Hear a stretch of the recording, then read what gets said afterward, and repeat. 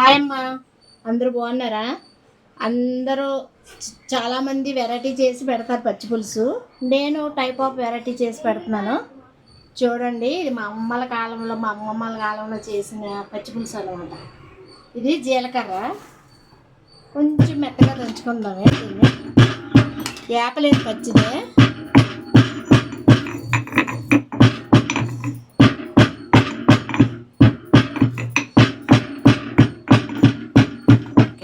తర్వాత చిన్న ఎల్లుల్లిపాయ వేసుకోవాలి. ఎల్లుల్లిపాయ వేయట్లేదు పచ్చి పులుసులో, అసలు అది వేస్తే ఆ వచ్చిన ఫ్లేవర్ ఉంటుంది చూడు, అది చాలా బాగుంటుంది అనమాట. తర్వాత ఉల్లిపాయలు, పచ్చిమిరపకాయలు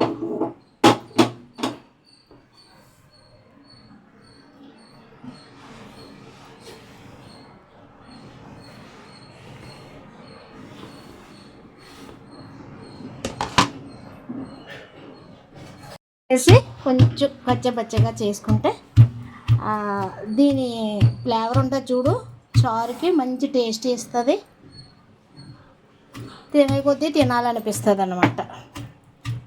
ఉల్లిపాయ ముక్కల కింద వేసేసుకుంటే టేస్ట్ అంతగా ఉండదు. ఇలా చేసుకు చిన్నది చితగా చేసి, ఉల్లిపాయ మరీ మెత్తగా అయిపోకుండా చితగా చేసుకుని అందులో కలిపేసుకోవాలి. పచ్చి పులుసు పిసుకేసుకుని ఉంచాను చింతపండు, అందులో ఇది వేసుకోవడమే. చూడండి, ఓకేనా? చూడండి, ఇప్పుడు ఇదిగో ఇంత మెత్తగా చేశాను. ఇందులో తీసేసి ముందు కొత్తిమీర కూడా వేసుకొని చిన్నది ఇట్ట అనేస్తే అయిపోద్ది. మళ్ళీ ఇందులో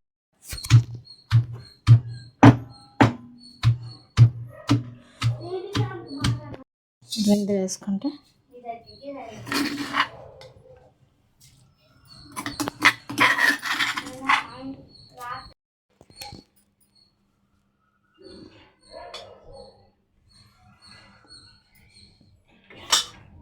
చిన్న ఆయిల్ వేసుకొని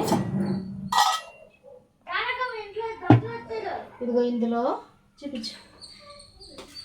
చింతపండు పుల్ల, ఉప్పు, బెల్లం, అల్లము, ఉల్లిపాయ, పచ్చిమిరపకాయ, కొత్తిమీర, జీలకర్ర ఇందులో కలిపి దీన్ని అంతా పులుసులా తయారు చేశాను.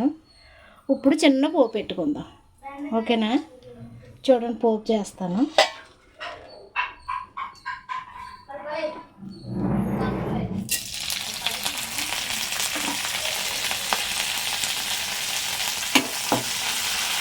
కారానికి సరిపడా కారం వేసుకోకూడదు, కారానికి సరిపడా పచ్చిమిరపకాయలు వేసాను అనమాట.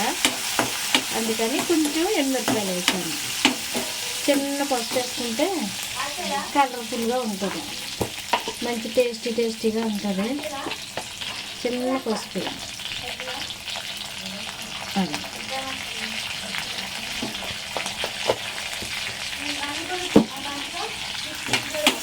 చిన్న పసుపు వేసుకొని పోపు ఇందులో వేస్తున్నారు, కానీ పోపు అందులో వేయకూడదు. చారే ఇందులో వేసేస్తే ఆ వేడికి కొంచెం ఫ్లేవర్ అది బాగా పడుతుంది. వేగిపోయింది, వేస్తున్నాను.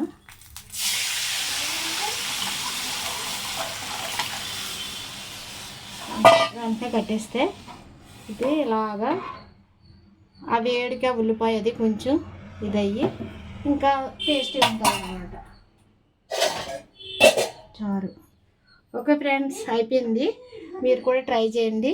ట్రై చేసి టేస్ట్ చూసి మీకు నచ్చితే లైక్ చేయండి, షేర్ చేయండి. చూసి తర్వాతే మీరు ఏదైనా చేయండి. ఓకేనా ఫ్రెండ్స్? బాయ్.